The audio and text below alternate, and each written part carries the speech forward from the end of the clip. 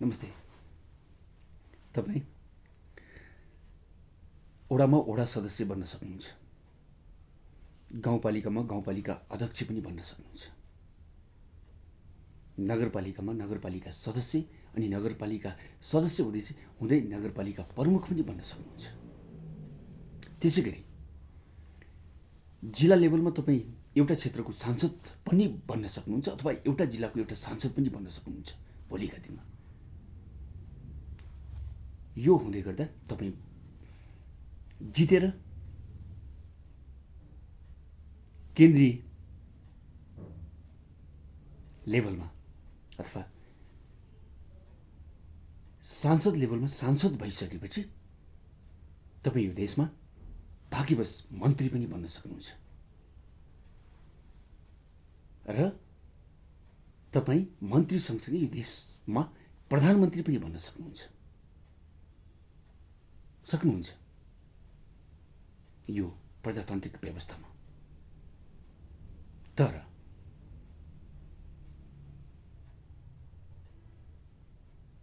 म ओडा सदस्य भई भन्दैमा म गाउँपालिका ओडा अध्यक्ष भई भन्दैमा म गाउँपालिका अध्यक्ष भई भन्दैमा म नगरको प्रमुख भई भन्दैमा अथवा कुनै क्षेत्रको सांसद भई भन्दैमा अथवा देशको मन्त्री भई भन्दैमा अथवा यो देशको प्रधानमन्त्री भई भन्दैमा तपाईँ यो देशमा राजा बन्न सक्नुहुन्न। लेखेर राख्नुहोस्। यो देशमा ओडा लेभलमा न कहिले सिंहदरबार थियो अथवा कुनै राजदरबार नै थियो अथवा कुनै राजा नै थिएनन्। न गाउँपालिका लेभलमा थिए, न नगर प्रमुख लेभलमा थिए, न सांसद लेभलमा थिए, न मन्त्री लेभलमा थिए, न प्रधानमन्त्री लेभलमा थिए। त राजा र यो देश, राज संस्था र आम नेपाली प्रजा यो देशको लागि, यो भौगोलिक परिवेशको लागि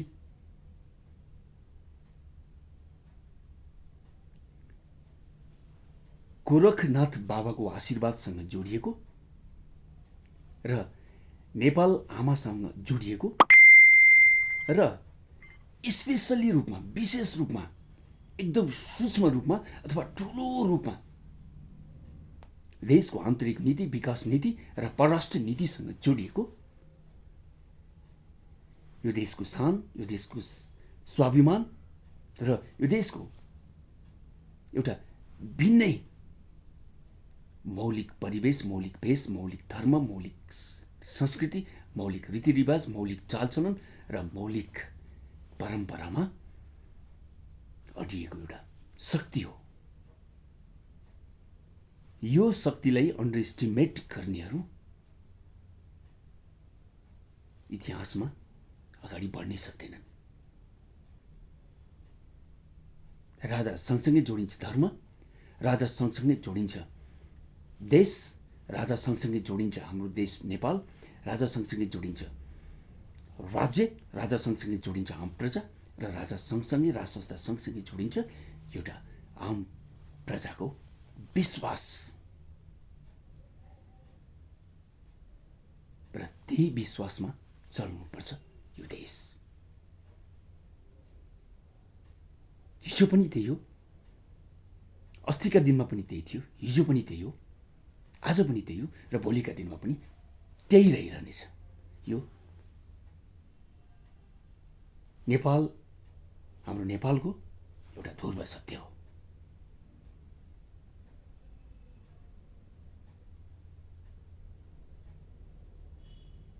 यस अर्थमा देश मात्रै जोगाइराख्न होइन, देशलाई बचाइराख्न होइन, अनि आम नेपालीले एउटा संसारको सामु चिनाइराख्न पनि होइन, देशलाई संसारको सामु चिनाइराख्न पनि होइन।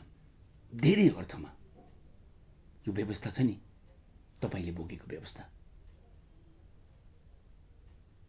तपाईँले बोकेको व्यवस्थामा आजका दिनमा तपाईँ असुरक्षित भन्नुभएको छ। गर्व गर्नुहुन्छ नि, मैले ल्याएको व्यवस्था, मैले ल्याएको यो, मैले ल्याएको त्यो, मैले ल्याएको फलानु, मैले ल्याएको डिस्कानु, मैले ल्याएको यो स्वतन्त्रता, यावत कुराहरू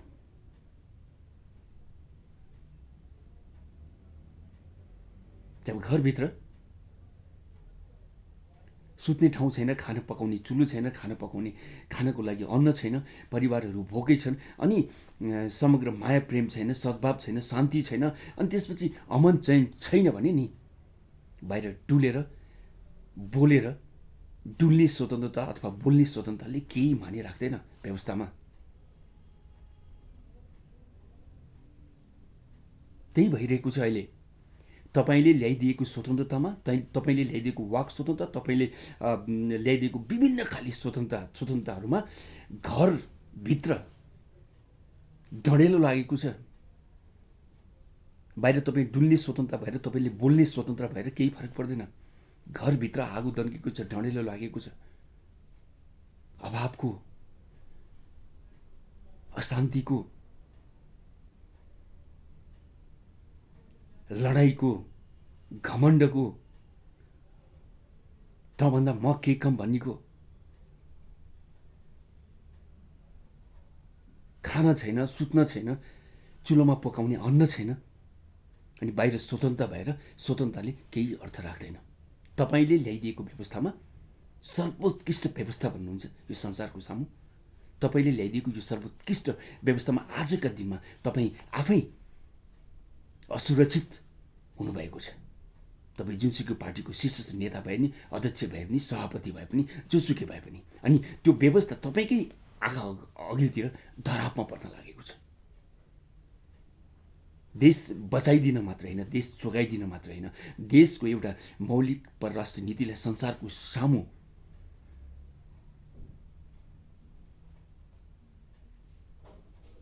कसरी बचाइराख्ने, देशको एउटा आन्तरिक नीति, देशको एउटा विकास नीतिलाई संसारको सामु कसरी बचाइराख्ने भन्ने कुरा पनि अब राजा र राज संस्थामा निहित छ यो देशको लागि। अब होइन, हिजो पनि, आज पनि र भोलि पनि। यसर्थमा तपाईँले ल्याइदिएको व्यवस्थामा तपाईँ असुरक्षित हुनुभएको छ। आज तपाईँलाई केही सुरक्षा र यो व्यवस्था, स्वयं व्यवस्थाको एउटा बचाउको लागि पनि यो देशमा संवैधानिक राज संस्था, हिन्दू अधिराज्य र प्रदेश खारेजीको आवश्यकता भइसकेको छ। छातीमा हात राखेर गहन र कठोर आत्मसमीक्षा,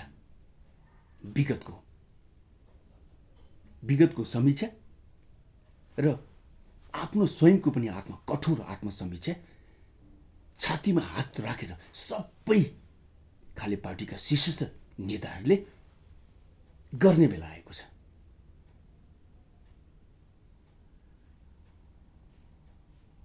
छातीमा आम नेपाली अनि मस्तिष्कमा देश, राज संस्था र राजा। हस्, तपाईँको आजको दिन शुभ रहोस्। नमस्ते नेपाल।